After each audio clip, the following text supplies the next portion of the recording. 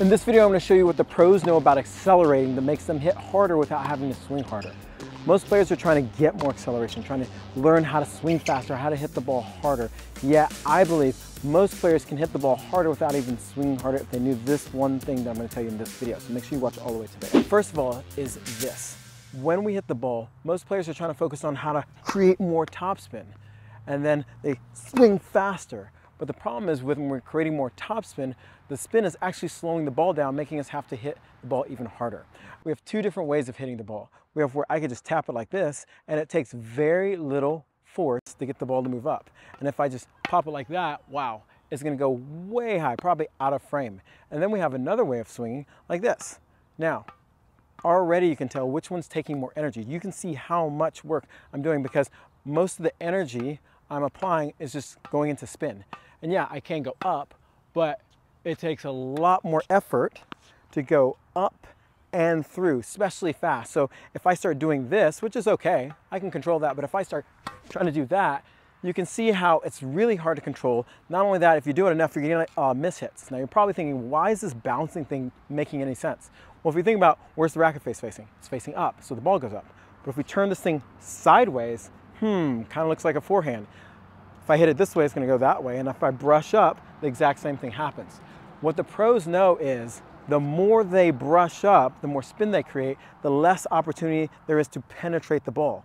You have to kind of give and take. There's this nice little fine line where you can go penetrate and through, and this is where you see a lot of extension, but a lot of players are doing more so this, and then the ball doesn't have that much on it, has a lot of spin, a lot of safety, and they're like, oh, I just need to swing harder. And yes, you can swing harder, but you're expending a ton of energy. And this is the kind of the crux of the matter. Just look at Djokovic's forehand. When he prepares his racket, and then once it drops, it only drops a little bit under the ball. Hence, he's not trying to spin the ball this way, he's doing this. His racket basically is just a little bit under the ball. And most of his swing is focused on sending the energy forward. And this is the key. This is why so many pros don't look like they're swinging that hard, yet they're producing a lot of power. And yes, they can swing harder and produce even more power, but you can see where they're just sitting there and it's like, boom, you hear the ball exploding off the strings because they're sending most of their energy through the ball and not up on the ball.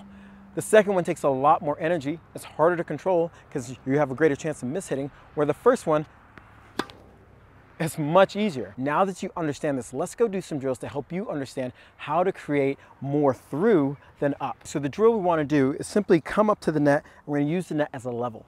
Basically, we want to make sure we're going through the ball more than we're coming up. And it depends on the type of ball you're hitting. So if you want to create more power without having to swing hard, we need to add more penetration and less spin, but we still need spin for control. And so the habit that most people have when they're swinging harder and they're not getting a lot of power is that when they swing, they're coming up on the ball. Notice how when I swung right here, the racket's actually staying in front of my hand here. It's in front of my hand. What we want to do, if we want to create more power without having to swing harder, is create more penetration than upward action. And so now, if I drop the ball, you can almost see where my racket is passing by my hand. Now this isn't ideal from a body standpoint of I'm not using my body, I'm just using my arm, but it is ideal as far as getting me to penetrate and feel my racket going further.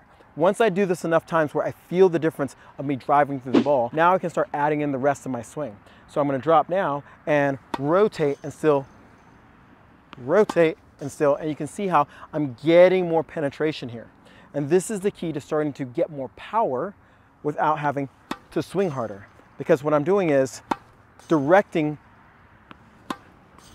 the spin that I would use from the upward swing into the ball. If you can practice this and go back to hitting, then you're going to notice the difference of how going through the ball is going to get you more penetration, more power in your swing without having to swing any harder. Now, here's one quick note. Are you saying, Kevin, that I should never hit topspin or a lot of topspin? No, I'm saying for a general purpose rally ball that you're trying to penetrate or hit with more power without having to swing harder, this is what you want to do.